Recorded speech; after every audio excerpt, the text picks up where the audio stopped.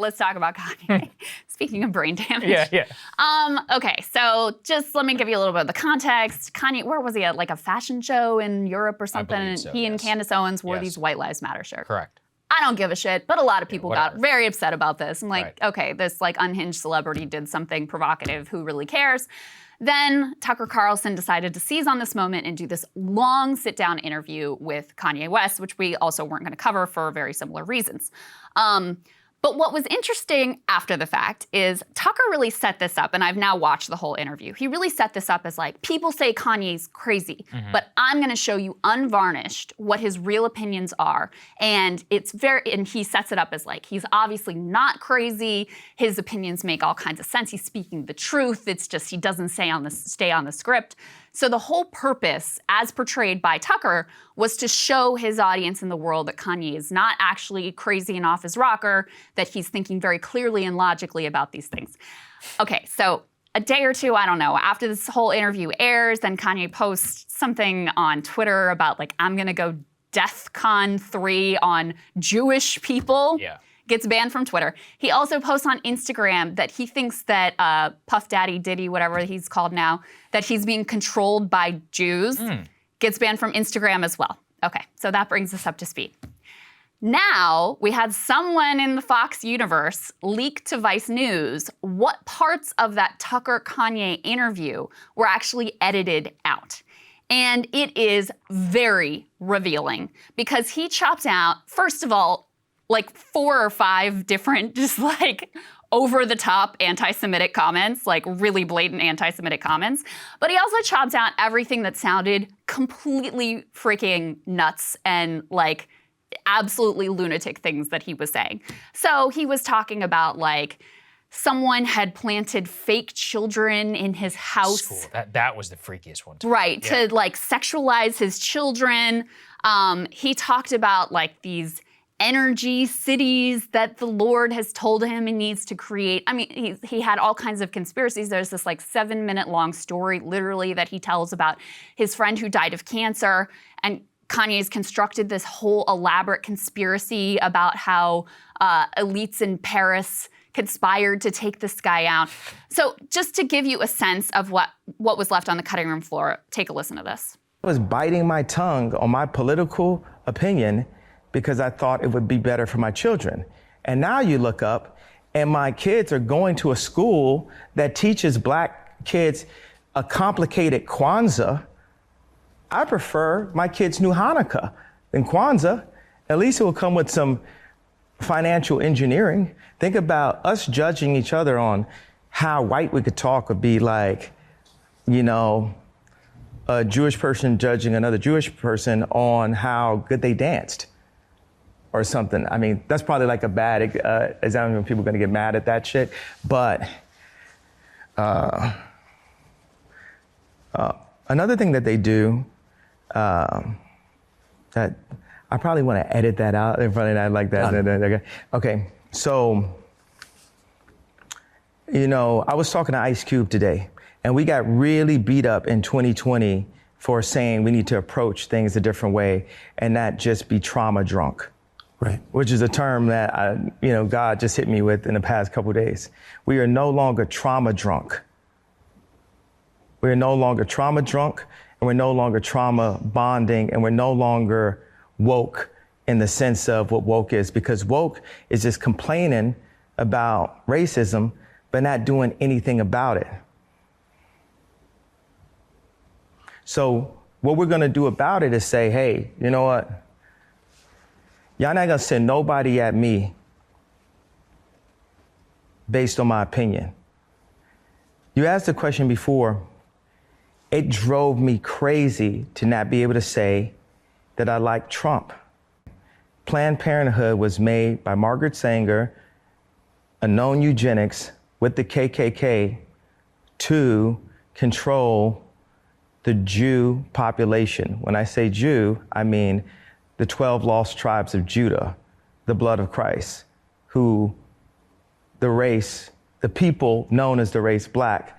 So what also, okay, another thing that's funny, and actually none of this is funny, but another thing that's interesting is Kanye said at some point that he was vaccinated, that also got cut. Really? Yeah, and he said this thing about, what was interesting to me was the way they cut. So like the Margaret Sanger thing he says there, they left that part in. So they left in the part of the interview where he's like, Margaret Sanger, founder of Planned Parenthood, known eugenicist, founded with the KKK. And then they cut out that whole like, to control the Jew. And by the Jew, I mean, whatever he went on to say. So they were very selective in the way that they cut out anything that was, I mean, the financial engineering thing with regard to Hanukkah, super in. And then he also says this thing that made it into the interview where he says that Trump was the first black president and he's gonna be the first Latino president.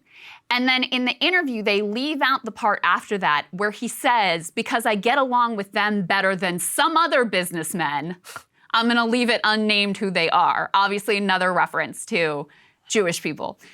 All of that, and also, like I said, the craziest anecdotes about, you know, this conspiracy he imagined with regards to his kids and with his friend and all the energy cities, all of that left down. And so, listen, I think my reaction is a little bit different than other people. Personally, you know, there's a lot of like this, they need to protect him and they shouldn't be airing interviews with him whatsoever.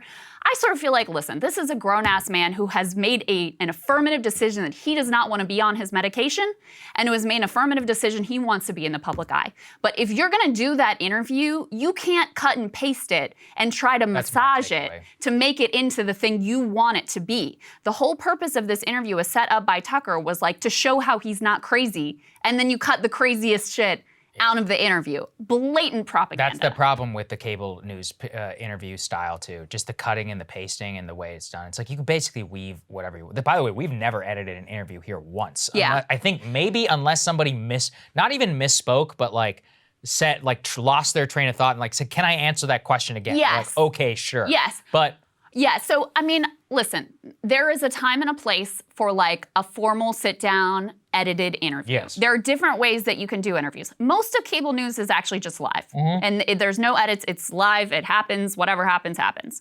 There are formal sit-downs. I mean, the Jake Tapper Biden interview was a formal sit-down. I'm sure there were parts that were edited out. Yeah, they were edited, There is a journalistically sound way to do that, and there is a journalistically fraudulent way to do that. The sound way is, you know, if you have some topic that's off topic that you just don't think is relevant, you cut the whole thing out. But it's not, imagine if in that Fetterman interview, for example, NBC News had cut out the places where he struggled for his words. yeah, that'd be outrageous. And selectively edited it that way so that they could say after, judge for yourself that he's doing great after his stroke. That would be completely fraudulent.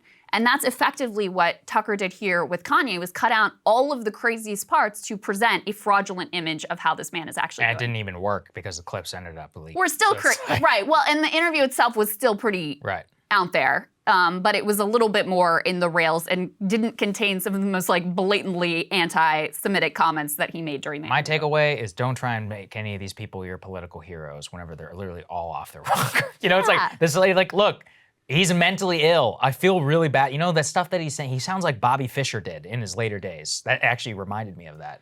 Bobby Fischer also, you know, was the genius, the chess prodigy, and all that. He like lost his damn mind. He also was deeply for some reason, like mental illness and anti-Semitism and that specific brand like go hand in hand. It's like the conspiracy mindset. And that's the thing is like, Kanye obviously thinks he's very special. He thinks he's like world unique.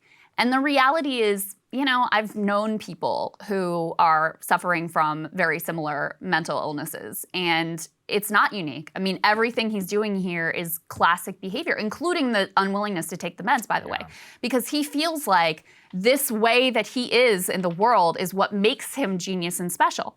And he doesn't want anything that's gonna like tamp that down, which is why I guess I have less of a reaction of like, oh, we have to protect him, you shouldn't air the interview at all. No, he's a grown man. He has decided he doesn't wanna be on the meds. And there, you know, are consequences for that, and even consequences with regards to what his relationship with his kids are and what Kim's gonna be willing to tolerate in terms of having him around the children.